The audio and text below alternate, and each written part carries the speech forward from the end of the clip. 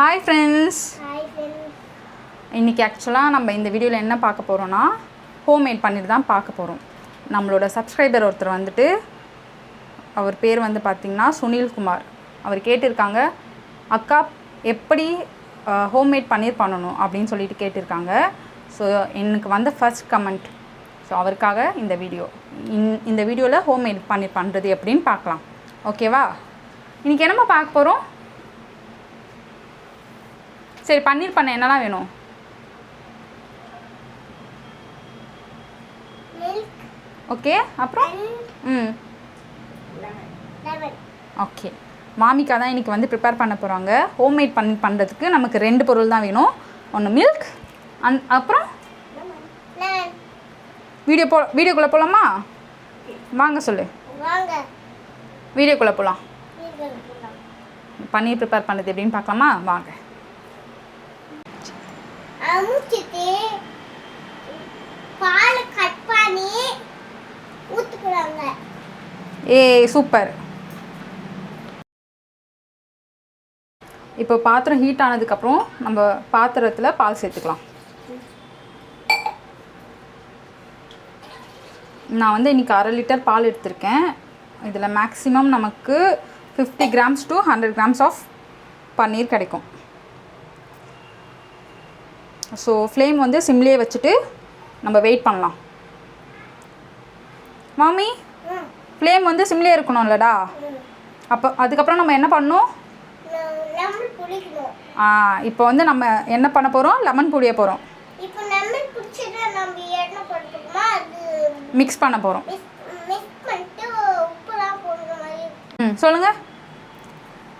பால் சூடாகிற வரைக்கும் பால் சுடுமா இருக்கட்டும். Wait. Okay, சொல்லுங்கள். லெமன் ஜூஸ் வச்சுக்கலாம். ஓகே, அவங்க என்ன சொல்கிறாங்கன்னா, இப்போ நம்ம லெமன் ஜூஸ் எடுத்து வச்சுக்கலாம். அதை தான் அப்படி சொல்கிறாங்க. ஓகேவா? நம்ம லெமன் ஜூஸ் புரிஞ்சுக்கலாம் சொன்னேன். இப்போ நம்ம லெமன் புரிஞ்சுக்கலாம். ஓகே. ஒரு 1/2 லிட்டருக்கு 1/2 லெமன் மட்டும் ஸ்க்யூஸ் பண்ணி அதோட ஜூஸ் மட்டும் எடுத்துக்கலாம். கட் பண்ணிக்கோ. பால் நல்லா கொதிக்க ஆரம்பிச்சிடுச்சு. இந்த ஸ்டேஜில் நம்ம வந்துட்டு லெமன் ஜூஸ் சேர்த்துக்கலாம். பட் ஒரு முக்கியமான விஷயம், இல்லை தண்ணி ஆட் பண்ணவே கூடாது. என்ன பால் பாக்கெட் வாங்கிட்டு வரீங்களோ அதை அப்படியே தான் நம்ம வந்துட்டு ஹீட் பண்ணி அது கூட லெமன் சேர்க்கணும். ஓகேங்களா? ஸோ தண்ணி மட்டும் ஆட் பண்ணாதீங்க. பன்னீர் ஆக்சுவலாக ரீசெண்டாக ஒரு சர்வேல சொல்லியிருக்காங்க, 80% of the paneer restaurant use பண்ணுறது வந்துட்டு ஃபேக் பன்னீராம். ஸோ நம்ம வந்து ரெஸ்டாரண்ட் போனாலும் தயவு பண்ணி பன்னீர் ஆர்டர் பண்ணாதீங்க.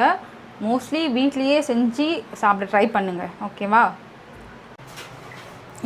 இந்த ஸ்டேஜில் நம்ம லெமன் ஜூஸ் வந்து ஆட் பண்ணிடலாம்.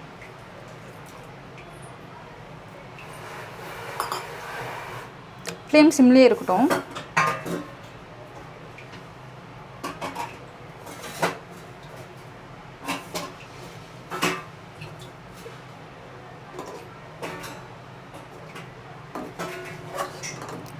உங்களுக்கு பாருங்கள், தெரியுது அழகாக அப்படியே பன்னீர் வந்து திரிஞ்சு வந்துடுது.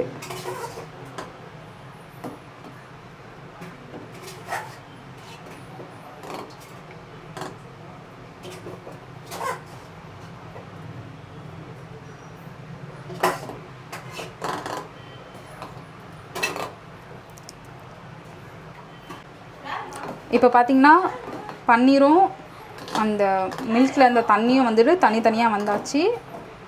இதை அப்படியே சிம்மில் வச்சு ஒரு 5 minutes விட்டுருங்க. தென் நம்ம ஸ்டவ் ஆஃப் பண்ணிடலாம். இது இப்படியே இருக்கட்டும். இது வந்துட்டு நல்லா ஆறணும். இது ஆறுனதுக்கப்புறமா இது வந்து ஃபில்டர் பண்ணி பன்னீரை மட்டும் தனியாக எடுத்துக்கலாம். ஓகே? பன்னீரில் என்னென்ன பெனிஃபிட் இருக்குது தெரியுங்களா? இதில் வந்துட்டு கால்சியம் இருக்குது. அதுக்கப்புறம் இது நம்மளோட ஸ்கின்னுக்கு ரொம்ப நல்லது. நம்மளோட இம்யூனிட்டி பவரை இன்க்ரீஸ் பண்ணி கொடுக்கும். மெமரி பவரை இன்க்ரீஸ் பண்ணி கொடுக்கும். ஒமேகா 3 இருக்கிறதுனால எல்லா ப்ரெக்னென்சி உமன்ஸும் இதை டெய்லியும் கூட எடுத்துக்கலாம். பன்னீர் இது வெயிட் போடாது. ஸோ யாரெல்லாம் உங்களோட கால்சியம் இன்க்ரீஸ் பண்ணணும்னு நினைக்கிறீங்களோ ஹோம்மேட் பன்னீர் செஞ்சு அடிக்கடி உங்களோட ஃபுல்லை எடுத்துக்கோங்க. நம்ம இப்போ இதை ஃபில்டர் பண்ணி எடுத்துக்கலாமா?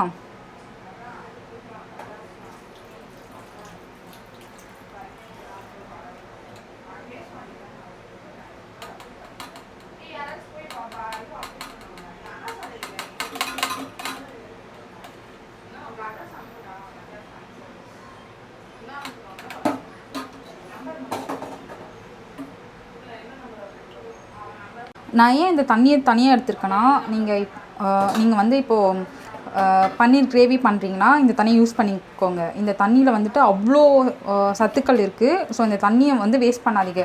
மோஸ்ட்லி இதை ஒரு கண்ணாடி பாட்டிலில் ஊற்றி அதை ஸ்டோர் பண்ணிங்கன்னா ஒன் வீக் கூட நம்ம இதை ஸ்டோர் பண்ணிக்கலாம். ஸோ இதை வேஸ்ட் பண்ணிடாதீங்க. இந்த தண்ணியை நம்ம தனியாக வச்சுக்கலாம்.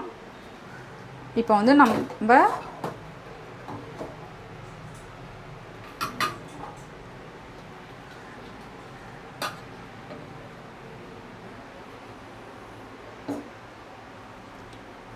ஒரு 1/2 லிட்டர் மில்கில் வந்துட்டு நமக்கு ஒரு 100 கிராம்ஸ் ஆஃப் பன்னீர் கிடச்சிருக்கு. இதை ஒரு காட்டன் கிளாத்தில் வந்துட்டு நம்ம கட்டி அதை அப்படியே வைக்க போகிறோம். ஃபைனலாக ஹோம்மேட் பன்னீர் பண்ணியாச்சு. இங்கே பாருங்கள்.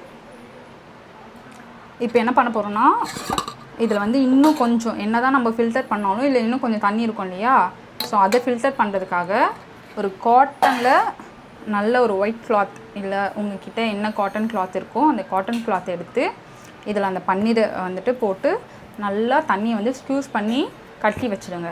நான் அது எப்படி பண்ணுறதுன்னு உங்களுக்கு காட்டுறேன் வாங்க.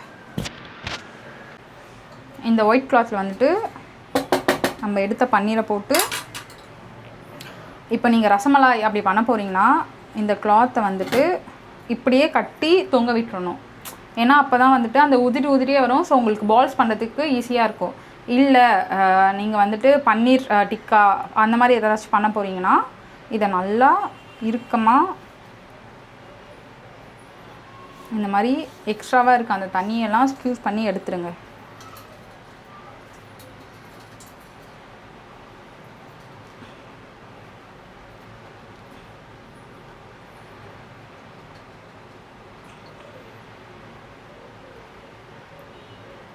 எக்ஸ்ட்ராவாக இருக்க அந்த தண்ணியை ஸ்க்யூஸ் பண்ணி எடுத்ததுக்கப்புறம் இது அப்படியே ஒரு ஸ்கொயர் ஷேப் வர மாதிரி